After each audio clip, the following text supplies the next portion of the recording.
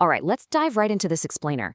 If you really want to check the true pulse of the global economy, you can't just stare at price charts all day. Seeing copper or aluminum prices tick up or down really only tells you half the story. So today, we're going to completely decode London Metal Exchange inventory data to help you spot real global manufacturing turning points. We're cutting through the financial noise and looking straight into the physical warehouses. Here's our roadmap for today. We're going to cover the visible waterline, the anatomy of warehouse stocks, the manufacturing inventory cycle, a framework for 4 key metals, and finally, how to spot false signals. Let's get to it. Part 1, the visible waterline. This is all about seeing what's actually happening beneath those standard price charts. There's this saying in the industry that I absolutely love, and it perfectly captures a trap so many people fall into. LME stocks are the visible waterline of the industrial metals market. It is so incredibly tempting to just look at exchange-registered inventory and think, aha, that's the total world supply. But nope. You are literally just seeing the tip of the iceberg peeking above the surface. Think of this market in 2 totally different halves. On one side, you've got that visible waterline, the LME registered stocks. These are standardized, you can finance them, and they are super easy to track. But right beneath that, there's an unseen ocean. We're talking producer inventories, consumer reserves, strategic stockpiles, bonded warehouses, just a massive amount of metal sitting off exchange. So the real trick here isn't just staring at the absolute LME number, but figuring out exactly why that waterline is shifting in the first place. Moving on to part 2, anatomy of warehouse stocks. Let's actually get into the mechanics of physical delivery. First off, let's ground ourselves. The LME, the London Metal Exchange, is not just some digital casino where futures contracts float around in the ether. It's a highly physical, global system for pricing, hedging, and delivering industrial metals. Every financial contract there is anchored by the very real threat or promise of physical delivery at approved warehouses all over the globe. And honestly, that physical link is exactly why we care so much about this inventory data for our macro outlook. So how does this actually work? Well, it's a step-by-step physical chain. Metal gets produced and refined, then it's shipped to an approved warehouse where it gets warranted. That just means an official title is issued. Now, when someone actually wants that metal, the warrant gets canceled, which basically earmarks it for withdrawal, and finally, it physically leaves the building.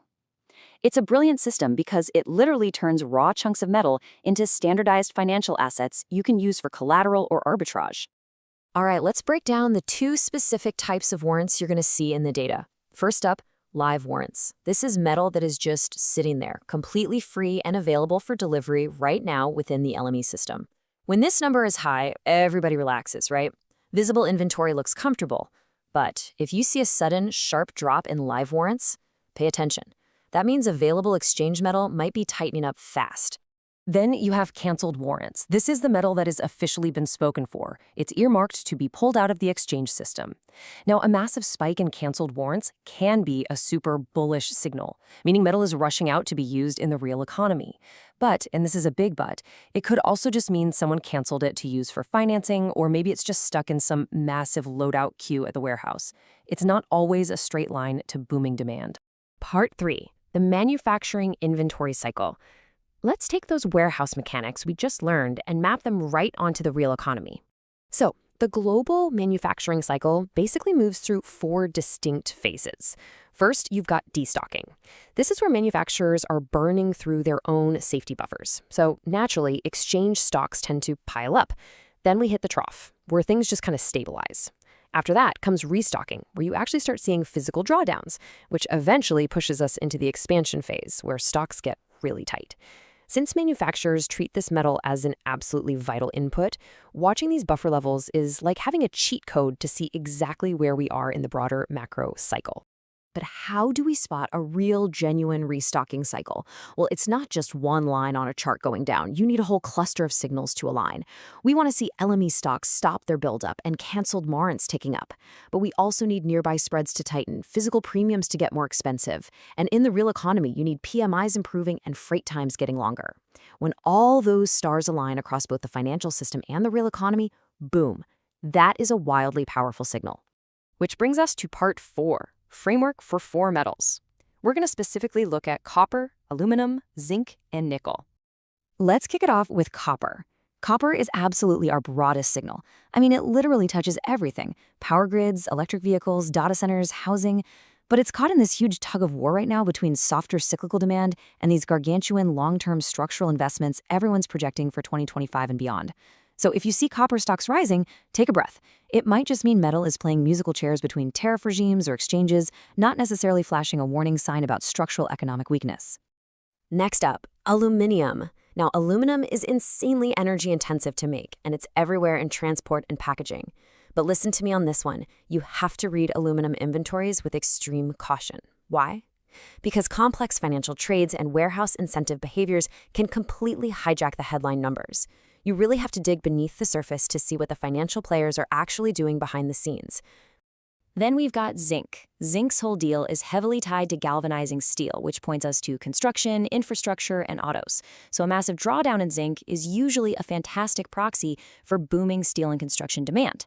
But there's always a catch, right? You got to check the supply side first. Make sure a mine didn't just go offline or a smelter didn't shut down, because a sudden supply squeeze can easily masquerade as a demand boom in the data.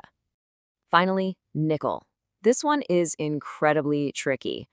The nickel market essentially has a split personality right now between traditional stainless steel on one side and modern EV batteries on the other.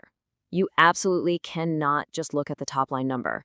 You have to actively map the specific type of LME inventory, like high purity class 1 nickel, directly to the physical stuff downstream users actually need, whether that's pig iron or battery grade material. They are completely different economic beasts. And that brings us to our final section, Part 5, Spotting False Signals. Let's talk about those critical shutoff warnings you absolutely need to avoid.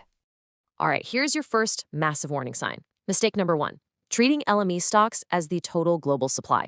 As we established earlier, that completely ignores the giant unseen ocean of metal out there. Mistake number 2 is completely ignoring location. It is a huge trap to see a tight exchange and immediately scream global shortage, especially if the metal is sitting in a warehouse halfway across the world, completely useless to the consumer who actually needs it right now. Remember, freight, tariffs, and customs take serious time to navigate. Another really easy trap: reading canceled warrants as pure, unadulterated demand. Canceled warrants trick analysts all the time into seeing an economic boom, when really the metal is just being shifted around to prep for tariffs or to swap locations for a warehouse strategy. And along those same lines, do not ignore policy. Things like sanctions or export controls can force mountains of metal to move between warehouse systems without a single ounce of actual new global consumption happening. Which leads to this absolute classic mistake: confusing long-term structural demand with short-term cyclical timing. Look, long-term structural demand, like the global electrification push, is insanely bullish. We know this. But short-term cyclical timing? Totally different story. You can be right in the middle of a massive, decade-long grid upgrade, and manufacturers will still aggressively dump their inventory if the immediate economic cycle hits a bump. Structural demand simply doesn't cancel out the short-term inventory cycle. So that leaves us with one incredibly vital question to ask ourselves. When you are out there evaluating global manufacturing health, you have to look at everything together: the PMIs, the spreads, the warrants, the premiums. And when you see that visible LME waterline start to shift, you have to stop and ask, is the broader macroeconomic ocean actually changing? Or is the metal just hiding out of sight? Keep that framework in the back of your mind, and I promise you'll start reading these global cycles clearer than ever before. Thanks for diving into this explainer with us, and as always, keep questioning the data.